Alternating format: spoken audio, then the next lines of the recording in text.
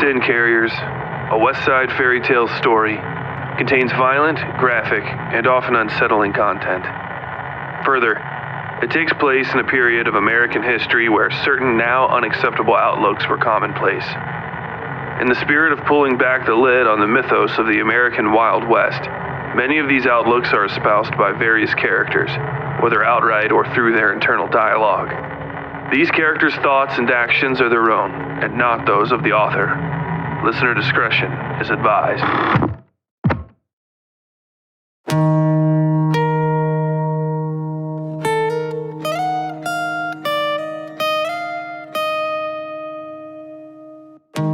Imagine for a moment the smell of rain as the clouds burst above you.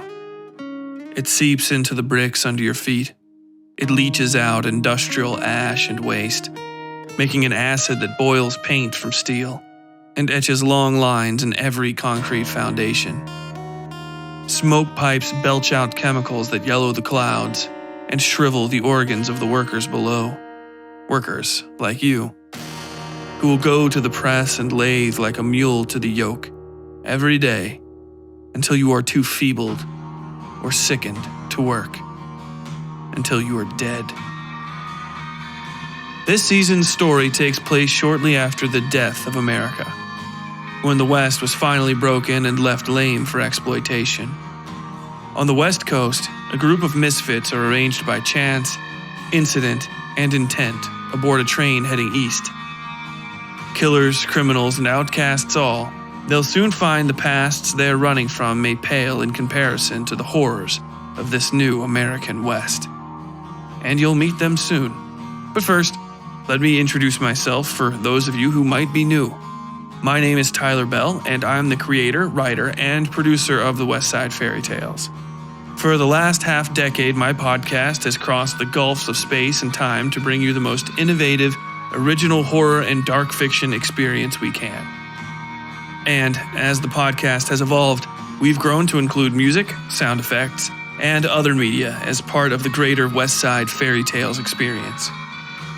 The story which you are about to embark on, Sin Carriers, is a monumental effort that has taken 2 full years to launch and will, by the time it's finished, comprise a nearly 3.5-year effort.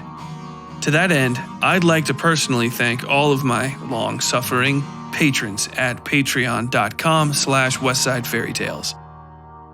They've been extremely patient and supportive throughout this process, and if you want to be included amongst their number, receiving fully laid out ebooks of this story, behind-the-scenes peeks, and special unnamed projects that are coming soon, you should consider heading over to patreon.com/westsidefairytales to see what's going on. For those of you who won't be immediately joining us because you like to binge stories instead of experiencing them piecemeal, it should be noted this story is functionally split into 4 different arcs, all of which are roughly 5 to 6 episodes long. In order, they are the Departure arc, the Grand Ball arc, the Fetid City arc, and the Arrival arc. Follow us on social media by searching for the Westside Fairytales on your favorite platform. We're basically everywhere, and keep up to date with the release of each episode. Full archives of this podcast are also available at westsidefairytales.com. And you can find all of our great merch there if you want to support the podcast by buying a t-shirt, or even our recently released book, The Eyes Beneath My Father's House. Check that one out on Amazon as well. Well, folks, here's to a great Season 6, and without further ado, the first chapter of Sin Carriers, Into the Wood.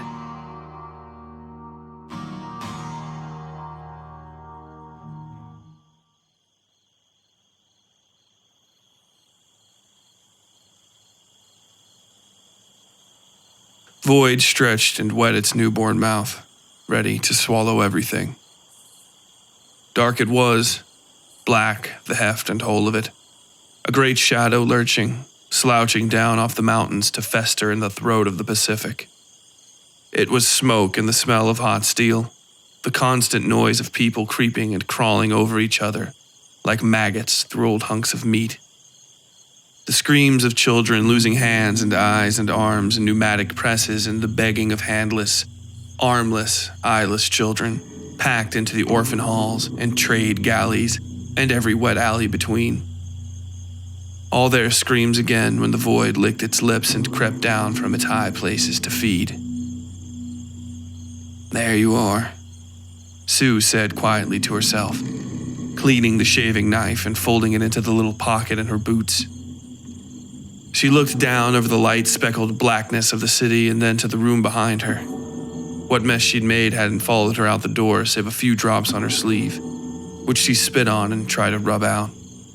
Even as she did so, she saw his blood making little aqueducts of the gaps in the floorboards. It must have made something of a rainstorm in the apartments below, given the screaming that broke out. Sue sighed and looked around for an easy route off the second floor.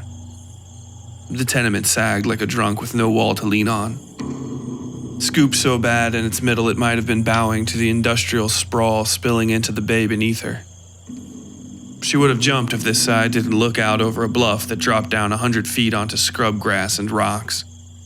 She sucked her teeth, touching her tongue to the faint scar bisecting her lip, and shrugged, tucking her hat low over her eyes and walking down the central staircase. The brim was wide enough it would cover down to her throat if she ducked her chin, which is just what she did, when a gaggle of men burst up the stairs to check on the room she'd just left. She put her hands in her pockets and slumped against the wall on the first floor landing, watching their boots thunder by. "He's dead!" One of them screamed. Doors slapped open throughout the tenement. She tipped her hat up to the top of the stairs and made to start walking when she noticed a man looking back down at her. Their eyes met and she ducked away, cursing under her breath when she heard him clomping down the stairs after her. "You, boy," he called, grabbing her shoulder and spinning her around. He seemed startled when he realized it was a woman he'd grabbed, but that didn't slow his roll any. Hey now, you know anything about that? Up there?" "No," Sue said, giving him a second glance and then keeping her head down. "Why don't you let go of my shoulder, mister?" "I don't recognize you. You one of Miss Latrice's girls?" he asked. "I ain't gonna ask again," Sue said, still looking at the ground. He touched the crown of her hat to pull it away from her face, and she grabbed a handful of his privates and crushed them. He stumbled away from her, dragging her hat with him and trying to work up enough breath to yell for help. Sue grabbed his hair and then buried her knee in his face until he couldn't stand on his own anymore. Once he was good and punch-drunk, she rolled him onto his back and gave him another quick boot in the side of his head, which fully knocked the fight out of him. "Where's?" Sue said under her breath, looking around and cursing when she saw the pale shape of her hat sinking into the dark beyond the cliff edge. She pointed at the man she'd beaten, who was muttering nonsense and trying to cover his face with a limp arm. "I ought to throw you down there with it, you son of a bitch." She kicked a bit of dust at him. "Mind your own goddamn business next time." "Stop that!" a woman yelled down the line of doors from Sue. She looked up to see a young mother cleaning her baby's face with a bloody handkerchief. The woman's own poor clothing was flecked with blood. She gave her a nod and then turned to go, walking at a brisk pace and then jogging once she rounded the corner. It took her a good 20 minutes to find a safe way down to retrieve her hat. From there, the noise around the tenement was nothing more than wash water in the greater river of sound from the city. She beat the dust off the worn, pale leather and squared the brim on her head, giving a last look up to the tenement. From down here, it was surprisingly imposing, more like a manor than a sway-backed derelict. The new perspective had also revealed that what she thought was scrub grass and broken rock was actually scrub grass and the stones of a collapsed church. Not enough of it was left to tell the denomination, but it was probably Christian. Christians left churches behind the way snakes left skin, in her experience. It had been a long time since the building had fallen. Decades, probably. There didn't seem to be much in the way of good brick and lumber left. And probably those were bones now in the buildings that had sprouted up around the derelict. Sue let her fingers brush the walls of those newer structures, and she passed between them and onto a sleepy row of row houses and taverns, wondering if she might feel the memories of the dead church in those bricks. She felt no echoes but the bounce and bang of pianos and other, odder instruments in the drink halls. Folks had little to do in a place like this but drink away the time between work.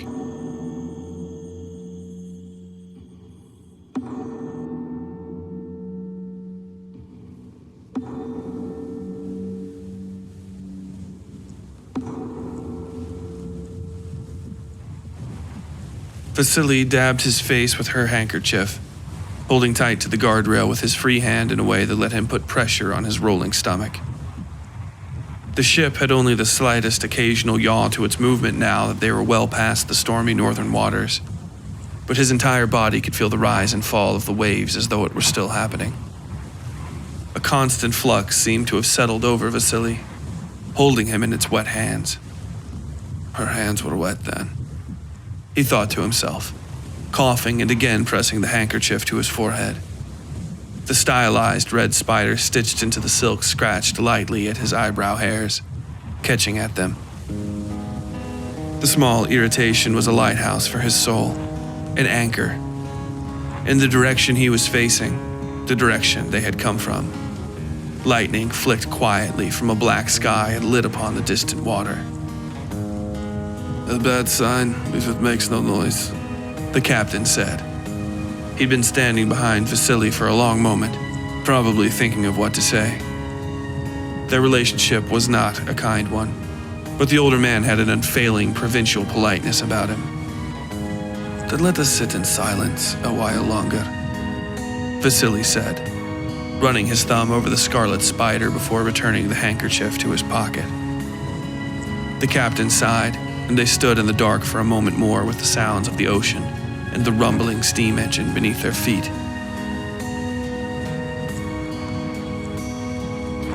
We need, the captain began, but the thunder struck just then, allowing Vasily a moment to turn to him. The younger man's eyes were cold and no less darkly blue than the electric-laced ocean waves. The captain shivered and adjusted the waist of his sweater. Vasily watched him dispassionately. The man was even less talkative when they were face to face. What do you want, Vanyevich? Vasily asked, in Russian this time. The captain took a deep breath and pulled himself to his full height, a good several inches over Vasily. The smaller man had to adjust his head to keep the sopping brim of his hat from between their eyes. I want you off my ship, the man said. The storms they had passed through hadn't reached these distant shores yet, but the light and misting spray had bejeweled the fibers of the captain's sweater with beads of water. The city behind him shone with what seemed like a million points of light, all of them catching in the wetness and causing the man to shine. By comparison, Vasily looked like a storm-sodden crow. He took off his hat and flicked the water onto the shipboards by his feet. I want off your ship, Captain, Vasily said, looking inside his cap for a long moment before putting it back on his head. It had been more than a month now since she'd taken his hat from him and fussed over the bowl of the crown. The memory alone was enough to make him want to crush the stupid bit of cloth in his hand and toss it overboard. It could lay beneath the waters with her, out where the silent lightning kissed the waves. He gave the captain a direct look. My passage was paid for all the way down to Baja, Vasily said. Give me back what I paid for that leg of the trip. He was surprised by how fast the captain revealed the money. The man had clearly expected this. Vasily sighed and took the bills from the captain's hand, giving a look back to the calming dark of the western seas and then walking past the man toward the coastal corona of the city ahead of them. They were making fair enough time. It would likely be less than an hour before the sand of those foreign shores was on his boots. What city are you leaving me in? Vasily asked. Does it matter? The captain replied. He sounded relieved now that Vasily had agreed to depart. He took the younger man's spot at the rear guardrail. Not particularly, Vasily replied. Send one of your men to my quarters when you are ready for me to disembark. He tapped his wrist against the guardrail beside the stairs the captain had used to come above decks. The steel rang like a bell. "I would prefer you stay above decks," the captain said. "The men would prefer it as well." "I know," Vasily said, and with that he descended down into the ship. The captain nibbled his lip in frustration, finally blowing a deep breath out through his heavy mustache. This was just the last minor inconvenience at the end of a cursed trip. Better to have the little man, Vasily, off his ship and the men grumbling than risking restarting that ugliness from the Bering Strait. The berthings were lousy with mutterings of ill omens and bad blood, even mild talk of hanging the little man in retribution, but it was all just that, mutterings. The truth was the men were terrified of Vasily and his dead wife, not to mention bad-tempered and exhausted after the vicious northern storms. The captain took hold of the railing and looked out into the sea, watching another bolt of lightning dip down to touch the waters. It was far too close to be a true marker for all the horror of those 5 long nights.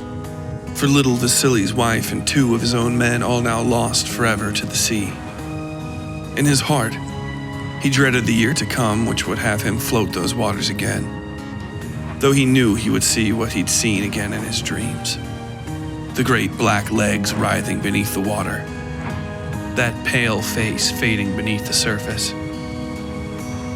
All which is taken is taken, he told himself, running over the oldest bit of seafaring advice he'd ever been given, an admonition to move on after a loss at sea.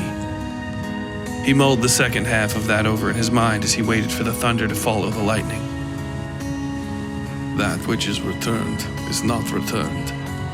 The thought finished in his mind, and the aging captain closed his eyes to the cold storm air blowing into the coast, begging for the crash of thunder.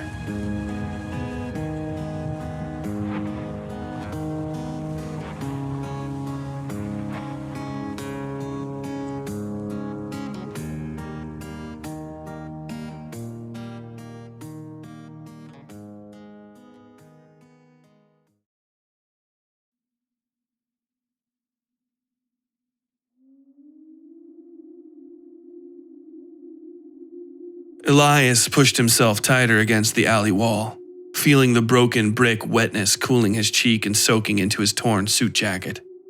His left hand crept up to his heart, which beat so loud in his ears he could barely hear the din of the bar around the corner, much less the sounds he was actually straining to hear. Horses' hooves, the whip of wind through a long jacket. Possibly, there was nothing to be worried about. Possibly, he'd just seen the movement of a curtain, heard the inconstant prancing of a wounded horse. Possibly, he'd had too many drinks waiting for the blasted ship to finally arrive in port, and he was just sprinting around the wharf for no reason, scaring whores with his frenzied, darting eyes and making men suspicious, making an ass of himself. Then he heard it. The noise, the worst one he could hear. The whistling. The goddamn whistling. The hoofs came next, a horse at a saunter, moving down the shining midnight cobbles toward the alley he'd ducked into. Its steps were only slightly offbeat, the hoof with the broken ankle stamping just out of time. He dared a glance out into the alley and their eyes met, him and the rider, and he broke into a run. Elias bolted across the street, risking exposure to avoid getting caught against the cliffs behind him. The wounded horse whinnied, and he felt something pass behind him to skitter down the street. He rounded the corner at the back of the buildings and tripped into a half-rotted wooden railing and went through the thing. For a moment he was falling, and then he was rolling over blunt hunks of rock and grass, not knowing whether he should try to stop himself. He finally came to rest in a trickling gutter, surprising himself with how quickly he managed to jump to his feet and continue on, not daring a look back and screaming when he heard another whistle, and then the loud thunk of something burying itself in a wooden door beside his head. If he paused at all, it was only long enough to touch the heavy red envelope in his jacket pocket. The next alley led him into a deep crowd of drunken Catholics, singing and raising fat glasses of beer over their heads. Only a handful seemed to notice him or even seemed shocked or concerned about how shabby he was. They merely stepped out of his way and continued talking and singing their inane songs. When he looked back over his shoulder, he could see the rider, the shape of him at least, sitting tall atop his horse in the alley. "God damn it," Elias whispered under his breath, watching the figure stride out of sight. He tried to keep track of where the thing was going, but he couldn't make heads or tails of the shadows through the carousing mass. These were the German sort of Catholics, obnoxiously tall people, many of them done up in costumes and even wearing absurd headpieces. He pushed his way through them, trying to find a good middle ground between the edge of the crowd and the alleys the rider had disappeared into. His only option was to get to the pier. That was evident enough. They'd learned the thing had enough troubles with rivers and lakes that the ocean herself should prove more than enough to get it off Elias's trail for good. That had been the plan when he got here. That and making the handoff at the mermaid right after her arrival. But the goddamned mermaid hadn't arrived, and the rider had caught up with him.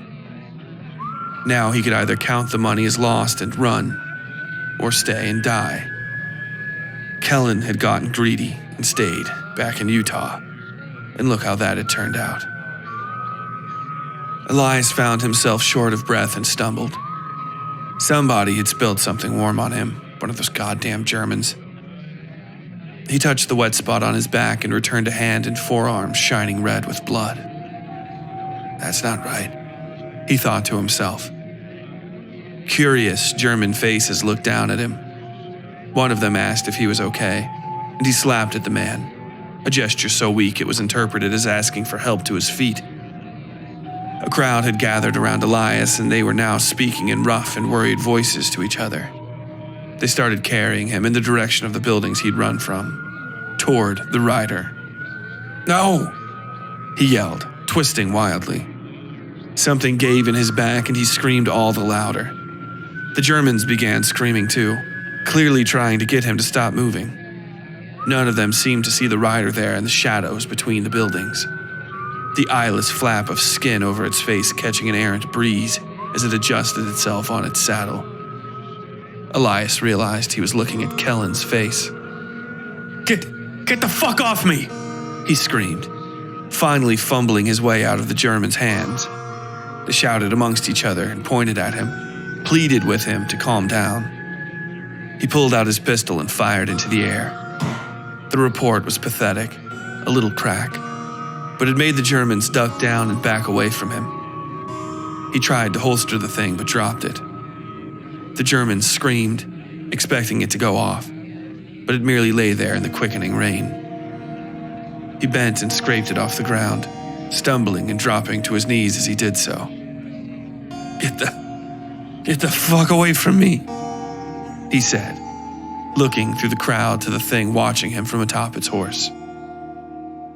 He pushed himself to his feet, leaving a scarlet cloud in the water on the pavement. Then he holstered the gun, rose, and limped away.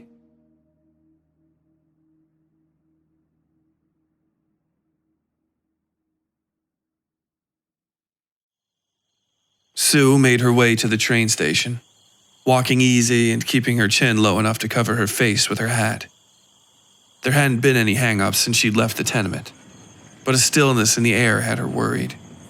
The lawman types didn't play around with commotion and all that get-your-hands-up nonsense she saw at the shows. They just jammed a gun up into your kidney and let you know the score. "You be good now," a familiar voice said in her head. She sucked her teeth and then pinched herself when she realized she was absent-mindedly rubbing a spot on her back. "Get yourself together, Suleiman," she said to herself. "Just hop on that boxcar and get." "Hello, sir," Sue said to the man at the ticket counter. He gave her a tight look when he realized she was a woman in mostly men's clothing. She took her hat off and held it in front of her chest.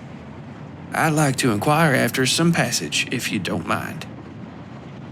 She gave him a smile she figured didn't help her cause much. given his stiffness, but didn't let herself dwell on it. To where, ma'am? He asked. He had a squeaky voice for a fat fella. Sue said. She hadn't really thought that out yet. What do you got leaving out east in the next hour? He gave her an appraising look. We don't allow whoring on our trains, ma'am, he said. Sue snorted at him. You play baseball, Tubby? She asked. His eyes widened. 'Cause that was your first strike. Excuse me? I'm heading east, Sue said. I'd like to leave in the next hour. What do you got headed east? The man sighed and pointed to the board behind him. It had all of its 12 departure slots filled with the same two cities, Portland and Reno. Which is that one? Portland. There are trains leaving for Portland all night, but it's north of us, ma'am, he said. If you want to go east, then Reno is your only option, I'm afraid. Sue sucked her teeth. The rhythmic noise it made clearly irritated the clerk, but she ignored him. I know about Reno, she said. That's out in the desert, right? Copper mines and such. I suppose so, the clerk said. Line goes past there, just runs up to the Rockies, doesn't it? Sue asked. Not quite, he replied. It gets there eventually, but our line takes one first to Salt Lake City, and then there are routes up into the Dakotas and the like, but that's not exactly east. Where is it you're trying to end up? Sue said, leaning on his ticket counter with one elbow. Dunno, really. Just not California. I'm damn well sick of this place. I suppose that, what's it called where the president lives? Washington, D.C.? He gave her an appalled look and nodded. I suppose that's fine. How far east is that? All the way, right? About as far as you can go without getting your toes wet, he replied dryly. Your trains leak? Sue asked, chuckling when he gave her another of his goofy, wide-eyed looks. I'm just joshing you there, I know what you mean. How do I get out that way without going to Salt Lake? Without going to Salt Lake? He asked. Yes, sir. You want to skip it or just? I don't want to go there at all, in fact, Sue said, tapping her hat on the counter and looking around the station. There were a few law-looking types, but none that seemed much interested in her. She sucked her teeth and then smiled at the man behind the counter. I don't care for much of them of the Mormon persuasion. This piqued his interest for some reason. Oh, are you a true Christian? He asked. She could tell this had somehow got his color up. Those people are an abomination. Making up a cult is one thing. They are everywhere in this God-forsaken state, but basing it on the one true faith is an absolute blasphemy. He patted his neck like saying all that had gotten his collar hot. Well, I ain't any sort of Christian, that's for sure, Sue said. The man's face returned to its earlier, poutier state, which made Sue feel compelled to add, they are what you said, an abomination, murderers and rapists, and what they did to y'all Christians, stealing your Jesus and that, real awful. Blasphemers, surely. The man decided that was fine enough middle ground to find friendly terms with Sue, and he sighed and leaned forward over the counter. Sue took the hint and leaned in closer. Might I assume that you're a rough sort of lady? He asked. Yup, she said, tilting her head. Though it is nice you thinking of me as a lady. He rolled his eyes in a way that told her he thought anything but. The passenger lines are being booked up and down all the lines coast to coast right now, he whispered. There's some big festival in St. Louis that people are flocking to, and it's gummed up the works for normal passenger cars. He raised a finger when she opened her mouth. But the industrial lines are still up and running for their own reasons, and there's a train leaving here on a straight shot for the East Coast tomorrow. It's a local outfit called Blackwell, and they're hiring security for the trip. Now, why ain't they just loading it up with Pinkertons like everybody else?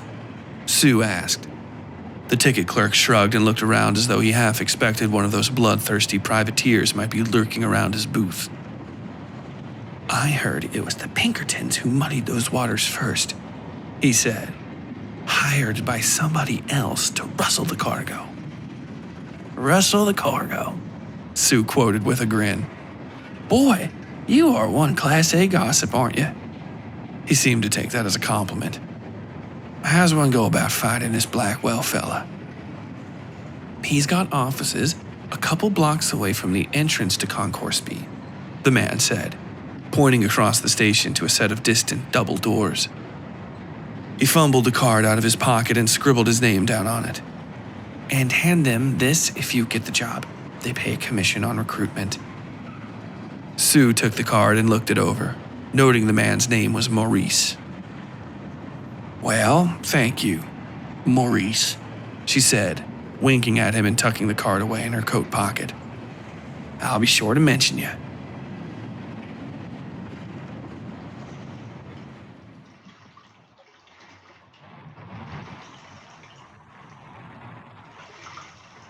Moira yawned and did her best to keep the long hem of her dress from dipping down into the persistent muck covering the docks. It was far, far too late at night for this sort of thing, but her father had absolutely insisted they get an early start on things so as not to inconvenience Mr. Blackwell. She highly doubted that curiosity of a man would even allow Tolliver Loeb the opportunity to inconvenience him, and had suggested as much. But here they were, all the same. She adjusted her parasol to look up into the shadows of the SS Karen O'Brady, trying to find some hint of her father in all that darkness. He really was ill-suited to this sort of work, inspecting cargo and interacting with sailors and laborers. And likely he was causing some disturbance while the men tried to go about their jobs. He dragged her along on the auspices that she was, functionally, cargo as well, which meant he had to ensure she got on board Mr. Blackwell's train at the same time as everything else, leaving her with little to occupy herself. Moira huffed and spun her parasol, watching the water spray away in the lantern light. A man said behind her, clearing his throat. She turned to see a severe-looking, short man with dark eyes dabbing water off his face. His hair was unkempt and dipped down to his chin, which, along with his scraggly handlebar mustache, made him look somewhat like a Scottish terrier. Moira stifled a short laugh and apologized. "My lord, I am so sorry, sir," she said. "I had no idea you were behind me." "Yes, well, I am," he said, brushing beads of water off his jacket. His voice had a light, foreign inflection to it. Russian, she thought, or something similarly Slavic. "It's not entirely your fault, however. I should have excused myself when passing you." He gave her a slight nod and grabbed the handle of the large pull cart he'd been dragging behind him. The thing was stacked with bags and boxes. "Are you new to these shores?" Moira asked, nodding at his luggage. He gave her a long look, clearly thinking about just pushing on, but ultimately deciding to be polite. "Yes," he said. "Yes and no. I am just arrived, but I have been to America many times before." He gave a look toward the east. "In every other case, I arrived and stayed in New York City and in Boston, Baltimore sometimes. This is my first time here." He gave an ugly look to the port around them, which it fairly deserved. If Moira had her way, she'd never come near this disgusting swamp of dry docks and ship smoke. "What brings you to California, then?" she asked. He sighed. I am not accustomed to answering so many questions from a stranger," he said, taking his hat off. "My name is Vasily Tovarish." He rested his hand against his chest and reached out a hand to Moira. "And you?"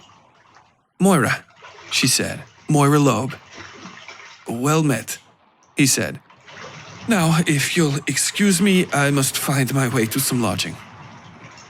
He went to pull the cart and cursed when it got stuck on a raised plank in the boardwalk. Then he began to cuss at the thing in short, irritated bursts, which only reinforced her idea of him as a Scotty dog. She put a hand over her mouth and chuckled. "I see this amuses you," he said, sounding angry but looking more flustered than anything. "Only slightly, sir. I am sorry," Moira replied. She took a step forward, lifting her umbrella so the two of them were almost sharing it. She lay a finger on the worn metal pull bar. "Could I offer you some assistance?" He raised his eyebrows. "Will you pull the cart for me?" he asked. "No, of course not," she said, bouncing her parasol slightly forward as though to tap his head, though she came nowhere close. "I introduced myself as Moira Loeb, and though you may not have made the connection, that's Moira Loeb of the Comstock Loeb Shipping and Parceling Service, or just Loeb Enterprises." "This is your husband's business?" Vasily asked, clearly interested. "How dare you?" she replied in a light voice, giving Vasily a wink and a tilt of her head. "I am only 19, sir, far too young to be married off to some rotten old captain of industry type."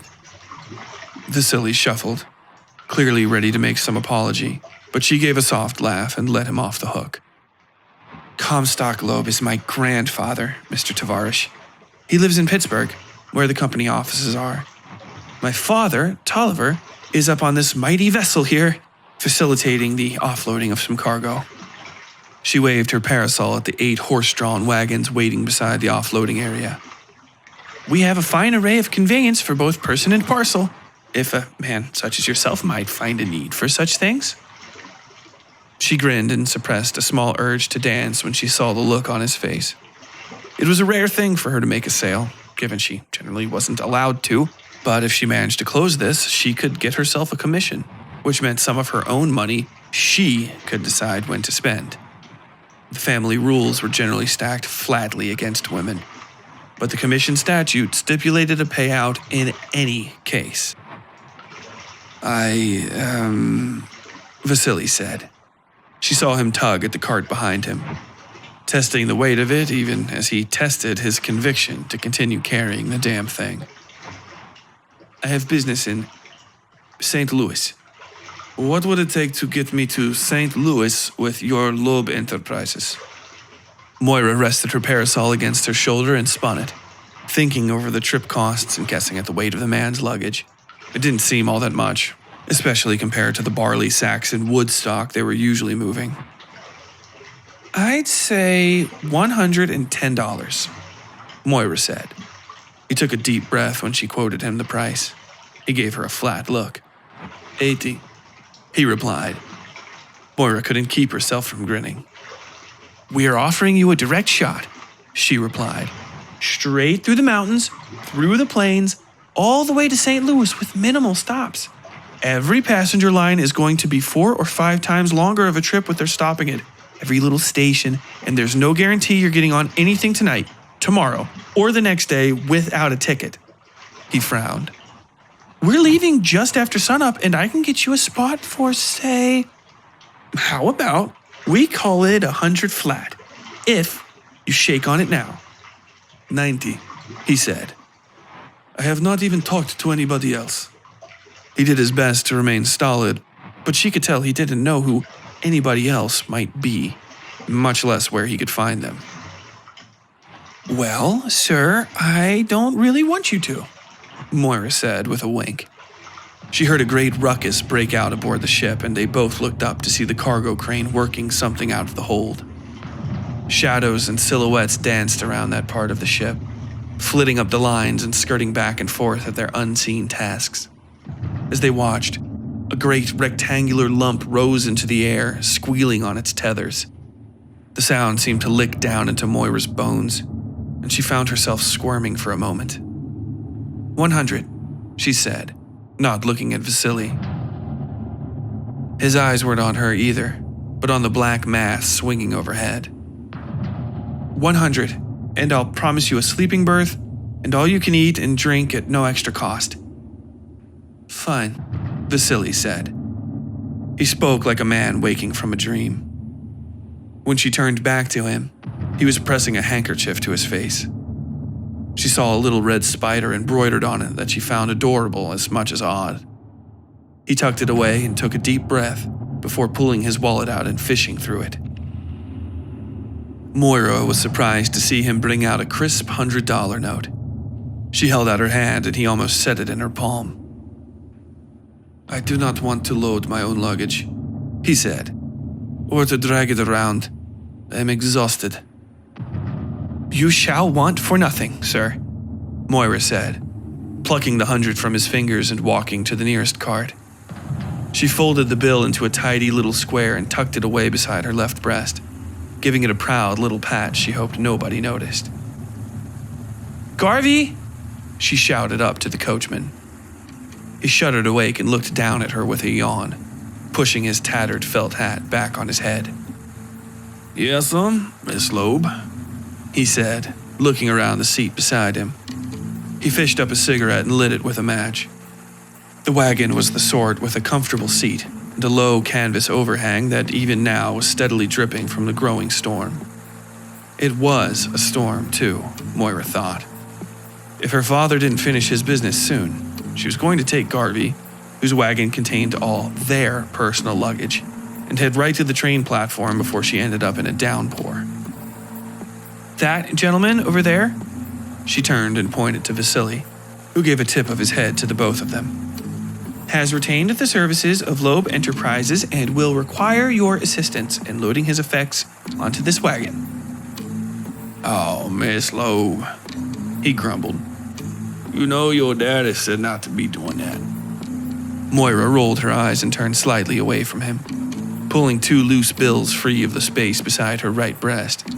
The movement required a somewhat unladylike adjustment of her bustier, but she managed well enough. She held up $2 and Garvey sighed. "You let me fish them out next time and I'll do it for free," he said with a grin. The man was almost as old as her father and smelled like fish and whiskey. She pulled one of the dollars back out of her fist and he huffed and jumped down off the driver's platform, snatching the remaining bill and walking toward Vasily. She wasn't entirely sure, but she thought she saw him put the paper beneath his nose before tucking it away in his pocket. "What a disgusting man," she muttered to herself.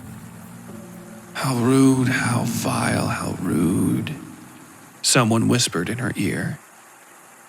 Moira snapped around, looking behind her and clutching the parasol to her chest like a bat.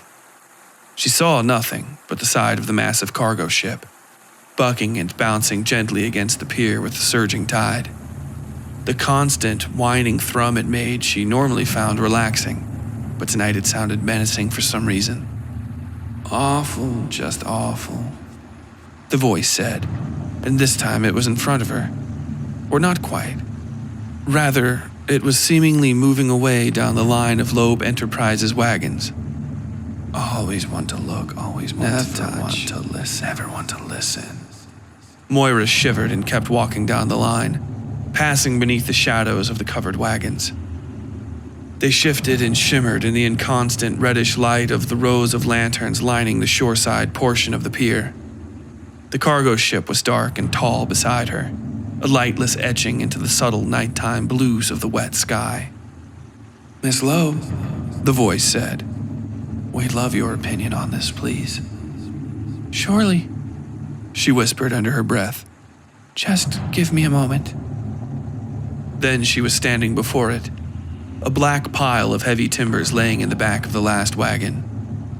The boards were all thick enough to serve as support beams in a small home, though interspersed amongst them were dozens of thinner planks and even some oddly shaped pieces that allowed the flickering lantern light to flow through. It danced across her face. Moira felt her own cool hand on her chest. It crept up the goose-pimpled flesh over her bosom, up over her neck and onto her face. Her lips parted slightly, and her forefinger began to brush lightly at her teeth. "You there?" a man said, startling her so badly she nearly tripped on her dress. He pulled at a heavy winch and the boards collapsed against each other, squelching the lantern light that had been dancing over Moira's face. She took a deep breath and looked around, clasping her hands together in front of her breastbone. She let both palms lay flat against her skin as she calmed down, feeling her racing heart and watching the gruff plug of a stevedore strap the load down. "Yes?" she said, still staring at the wood. The pile seemed harmless now, though how could it not be? It was nothing more than a stack of irregular lumber, recycled from an old wooden ship, no doubt. Looking harder, she could see things like banisters and hunks of doors mixed in amongst the more massive, squarish pieces. None of that accounted for the fact that her heart seemed ready to burst out of her chest. "You work for the man who owns this?" he asked. He had an unplaceable accent. "No," she said. I'm the daughter of Loeb. We're moving it." She wanted desperately to cut away the bustier she was wearing. Catching her breath was hard all of a sudden. Nigh impossible, in fact. "You listen to me, girl," the man said, finishing up and walking closer. Moira realized he'd done the entire job with just one hand. His right arm ended in a stump at his elbow. The injury that had lost him that limb was still wrapped in a brown-stained bandage. He pointed this ugliness at her. "Don't go in amongst the wood, you hear? All what you hear is lies. Whispering, spitting, none of it nothing but lies. Do not go in amongst the wood. You tell them what walks with you wherever this goes. Understand?" Moira nodded and then jumped toward the man when a great, hollow noise boomed behind her. She turned to see the ship had knocked up against the pier, and the sound was its own guts ringing like a bell. Then Moira noticed her parasol was laying on the pier ahead of her, the rim of it blackened by the filthy boards. She realized she was sopping wet now, her hair and the lace of her dress hanging limp in the rain. She stepped forward to pick it up, and the stevedore grabbed her by the neck like a kitten and jerked her backward. She screamed and would have kicked the man if a lump of wood hadn't come crashing down atop the parasol a second later. The impact cracked the heavy boards of the pier, almost managing to shatter them wholesale. The horse at the head of the cart whinnied and stamped its feet, but the driver managed to calm it. "It don't burn," the man whispered in her ear. His breath smelled like salt and smoke. "They won't let you leave it neither. Stick to your schedule. Make your drops. Don't go in amongst the wood." Slip line! A man shouted down from the cargo spaces above the boat. Is all well? Slip line! The stevedore let her go and took up a lantern from beside the wagon. He waved it twice and then flipped his sodden hat over the front of it in an indiscernible pattern. "All's well!" he shouted up. A second later, the hoist pulled the load off the broken planks, and the man set to putting it in place on the next wagon down. He said nothing more to Moira, and she all but ran back to see to Mr. Tavarish, driving the unpleasantness from her mind step by step.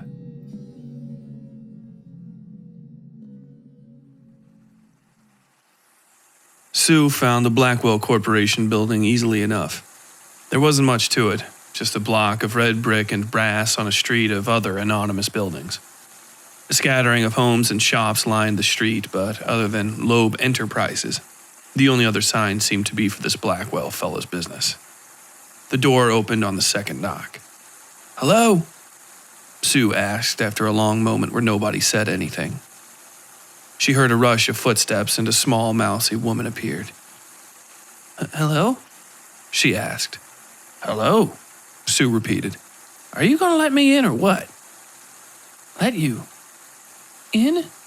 Ma'am, I'm not sure who you even are," the woman replied, clearly putting her foot behind the door. "Why'd you open the goddamn door for me, lady?" Sue asked. She realized she was losing her temper and took a breath. "I'm sorry about that. I'm a touch tired. But the question stands." "I didn't," the woman started, and then she looked away and started tapping her foot. Are Are you here for Mr. Blackwell? Is there any other reason someone might stop by? Sue asked, trying not to be impatient. She was starting to feel there was some sort of horse shittery going down with this whole thing. No, the woman said, voice cold. Please come in. She opened the door onto a room that had been nice at some point, but had long since lapsed into disrepair.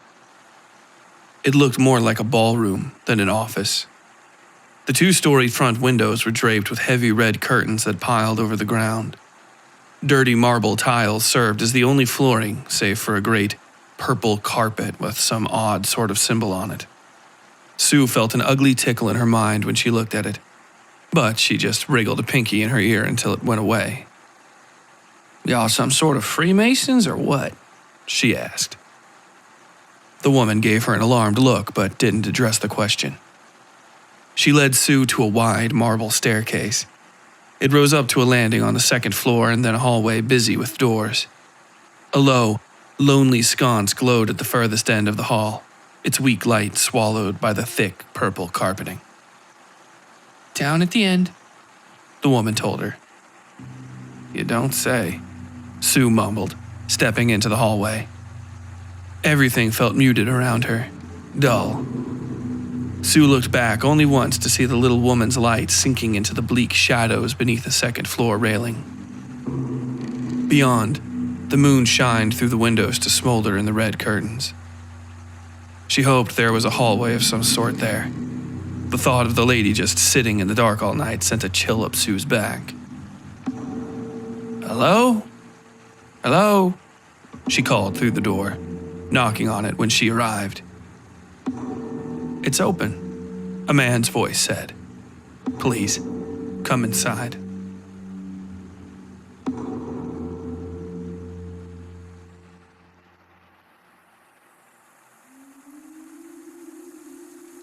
Elias forced himself toward the docks, now able to hear nothing but the constant whistling. It seemed distant, farther than it really was. He fell against a waste bin and tried to catch his breath, which seemed permanently stuck in his throat. Every small, sucking gasp smelled of the sea and rain. He could almost feel salt-wet ropes in his hands, the sway of shipboards beneath his feet. He made it to the stone breakwater overlooking Glasswater Harbor when the rider finally got to him. The pain was so minimal now it was almost non-existent. There was only a growing feeling of coldness, distance. He didn't need to look down to know there was 3 feet of bony spear sticking out of his stomach. The liver, he thought to himself. Kellen said it always went for the liver. So he was dead, though not quite gone. There was such serenity in the thought he could almost weep. Perhaps he was weeping. He raised a hand to check his face and felt a jerk in his shoulder. The hand never rose. Something flicked through the air beside his ear and his body lightened. Water splashed up from the gutter beside him, wetting his trousers. He could feel the heat of the wounded horse's breath on his neck. And he turned. The rider soared above him, tall as mountains and gods might be. Raindrops clicked against Kellen's excised face beneath the thing's hat. Cords of woven hair, maybe also from Kellen, held it in place. Looking for this, right? Elias said. When he turned, he could feel the spear the thing had thrown into him was now gone. Blood gushed from the open wound, coating his legs and filling his boots. The scarlet envelope he pulled out of his jacket was still bone dry, despite having been in a pocket so sticky with blood he almost couldn't pull his hand free of it. The rider stretched an open palm to Elias. I hope you keep looking for it forever, Elias said, still barely able to talk. Despite that, his words rang clear as a bell, loud enough even to push the rider back some. Elias flicked the letter into the air and closed his eyes, pressing his bloody hand to his face for a reason he couldn't quite discern. In any case, it felt like the right thing to do. His hand stuck to his skin for almost the entirety of the fall, only separating at the last immediate second before Elias's severed head struck the ground. The man, Blackwell's, office was about what Sue would expect from any lawyer type. Lots of gold and leather, but on top of that, so much dark purple cloth and carpet and drapery she felt like she was sitting in a room-sized coffin. She took a seat when he bade her to and set her hat on her knee. They sat, looking at each other for a long second before he spoke. "You want to take a job protecting my interests," he said, drumming his fingers on the desk. The man was built like God had been in a rush that day and drawn him up in harsh, hurried strokes. His body was long and sharpish, angular, and with a fair-sized, almost ball-shaped head perched up on his shoulders. His eyes were broad and colored a deep purple gold Sue could make out well, despite the poor light in the office. He rubbed his hands together. "I didn't say that," Sue said. "Yet, at least. This ain't some press gang operation, is it? You ain't about to have 6 big fellas rush out here and put me on a boat at gunpoint, right?" To her surprise, he laughed. It was a perfectly normal, perfectly human sound. An odd consideration, she thought to herself. How much she thought of it as perfect. Practiced, even. "You didn't," he said. "But there's only one reason you'd be at this office at this time of night. My agents are all around town scaring up bodies for me." "Bodies?" "Workers," he clarified. "The term is uncouth, I suppose, but beside that point, I require approximately 6 workers. That is." "All right, then count me in," Sue said, crossing her arms. He raised an eyebrow. "Do you want to know the compensation?" he asked. "You'll pay me fair," she said. "Guard job always pays fair if the man wants to get it where it's going. You'll have food, too, and lodging on that account. I need a gun. I don't carry guns." "This job is, how one might say, plainclothes," Blackwell said. "No open gun carrying off the train, though we'll have rifles on board and ammunition in case of problems." "All right, then. And you're going to—" Sue started, leading him to the destination. He smiled. "Charleston, West Virginia is our final destination," Blackwell said. "Though there'll be numerous stops along the line." "Such as?"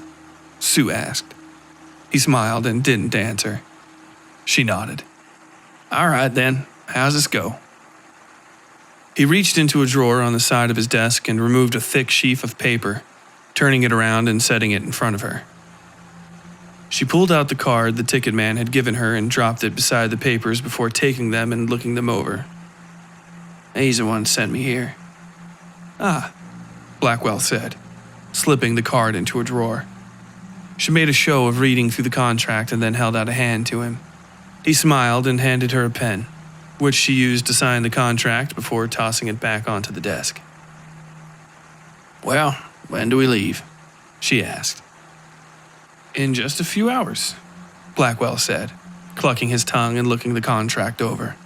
He looked up at her. "Would you like a copy?" She shook her head and flicked her fingers at him. He chuckled to himself and put the thing away. "Platform 3, at the station just behind this building. The engine in question will be the only one there, for security's sake, understand?" He gave her a knowing look. "You are welcome to sleep there if you have no other lodging." Sue grinned and stood, tipping her hat to him before slipping it back on her head. "I think I'll do just that, sir," she said. He watched her go and then turned his eyes to the back wall, waiting in silence as the lanterns in the room dimmed slowly through the lingering night. Eventually, the rising storm broke, and when the lightning flashed, it shone in unblinking eyes.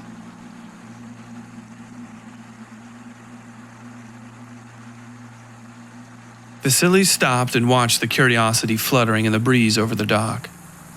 He had offloaded his belongings and was now returning the cart he'd borrowed, without asking, to the place he'd found it. It was a necessary rudeness at the time, but there was no reason to not correct his indiscretion further down the line. His reward for this kindness was this oddity he alone seemed party to, a red bit of paper fluttering perfectly in place above the ground.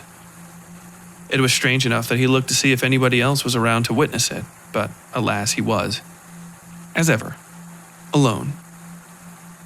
He sighed and stepped closer to the thing, jumping back slightly when it plummeted and then caught a stiff breeze just above the ground.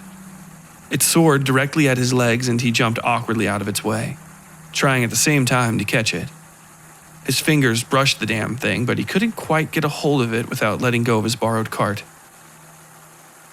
The paper landed a few meters away from him, tilting upward and spinning slowly across the ground. He cursed, looked at his stolen cart, and then let it go to chase the infuriatingly curious thing down the pier. Vasily managed to catch it just a few moments later, pinning it to the ground with his boot with an awkward sort of dance step. He held the thing up in the air, looking around and shouting. "Aha!" he said, turning to see the cart he'd been pushing roll slowly over the edge of the dock into the water. A second later, the massive hull of a shipping vessel smashed it to nothing against the stone pier. "Ah, well, now you are a thief, Vasily, and a vandal." For a bittersweet moment, he heard his wife bursting into quiet laughter as he admonished himself. The sound was so present in his mind he thought he could reach out and touch her. She would be standing to his right and slightly behind him, the tail of his coat pinched in her hand as was her way.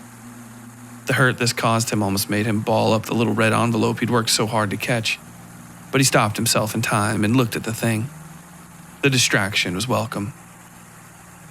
It was sealed, unmarked, and unstamped. A perfect curiosity. He ran his fingers over the shape inside and tried to figure out what it might be. The envelope was just fat enough it could be a ring or a coin in there, but the paper was thick enough to keep its secrets. "Perhaps later," Vasily said to the thing, tucking it into his jacket pocket. A commotion arose just then, further down the pier. He walked a bit closer and saw several dozen men gathered around a spot at the base of the seawall rising on his left. Even from a distance, he could see them dragging what looked to be a body from the water. Vasily watched them a moment longer, idly tapping his finger over the letter in his breast pocket. He considered going over and offering what assistance he could, and then wondered if any of them might have spotted a wet, sullen Russian stealing one of their carts for his luggage. He figured he was of better use to himself, not bothering with such things, and turned back to rejoin Miss Loeb and her father's convoy.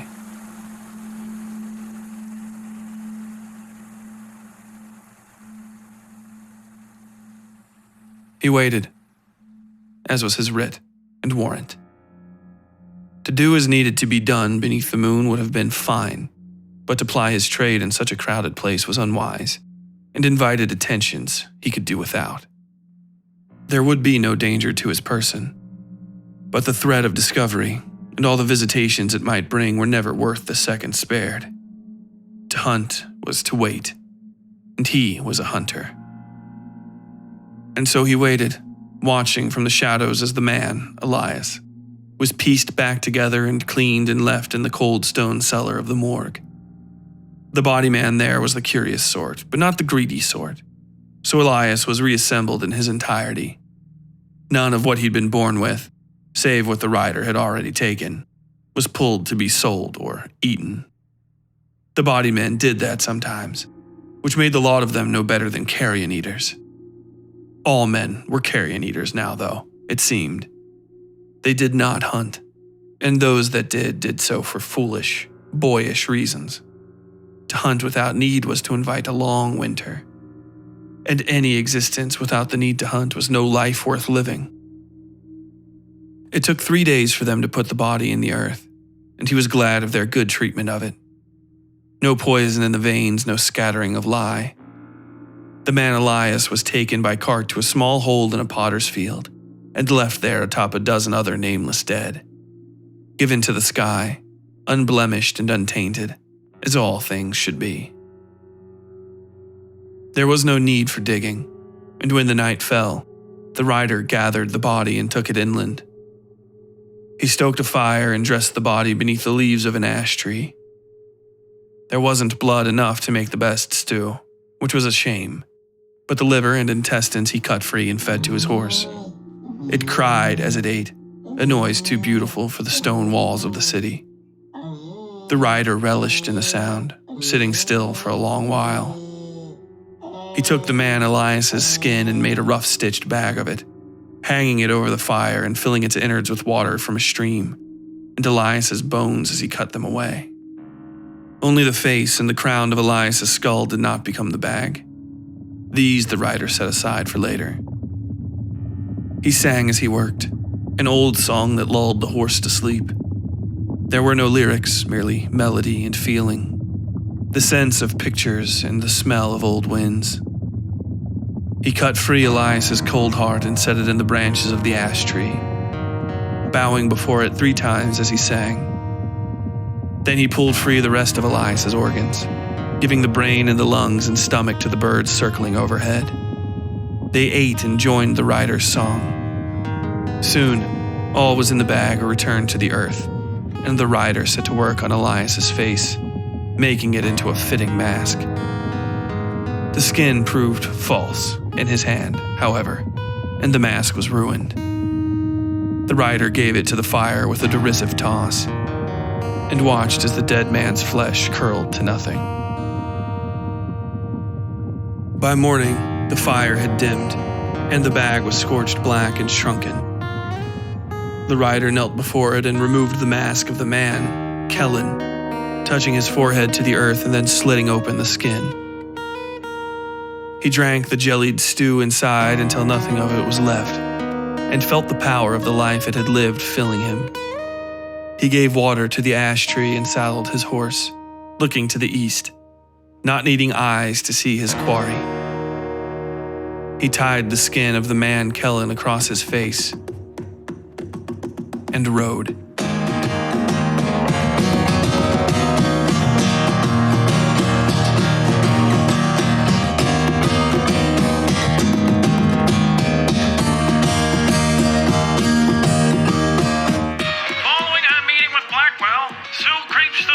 Receive her scarce few possessions before boarding the train headed east. A couple of surprise encounters will make her trip all the more difficult, however, possibly reopening old wounds. Moira and Vasily travel to the train in the company of Moira's father, Tolliver Loeb, a man of prodigious appetites, some of which he has yet to admit, even to himself. As they and the rest of the crew arrive at the station, we meet new and exciting individuals. Men of sordid pasts and dark addictions, guilty hearts and gun-crazy killers. Extreme personalities all just as likely to kill each other as cooperate. Will these disparate renegades destroy each other? Or will some outside force end their journey before they even leave station? What dark purpose lays behind the motives of the enigmatic rider? And just what is in that red envelope? You may find more questions than answers on the next episode of Sin Carrier's Departure. And until next time, as always, stay safe out there.